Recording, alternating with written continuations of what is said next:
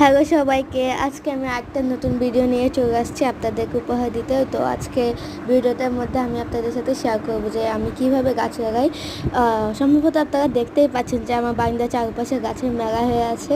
তারপর আজকে আবার একটা গাছ, মানে এখানে বেশিরভাগ গাছ আমি কিনে আনছি, শুধু এগুলো এখন টবের মধ্যে রাখার পারা, দেখার পারা যে এগুলো কি আদৌ হয় কি না, জীবিত থাকে কি না টবে।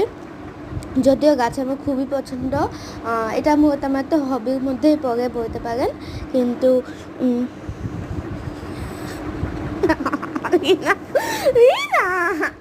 আচ্ছা, যাই হোক, এই ভয়েসটা আজকে দিছে আমার স্টুডেন্ট দিয়েছে। যাই হোক, আমি বলে দিচ্ছি।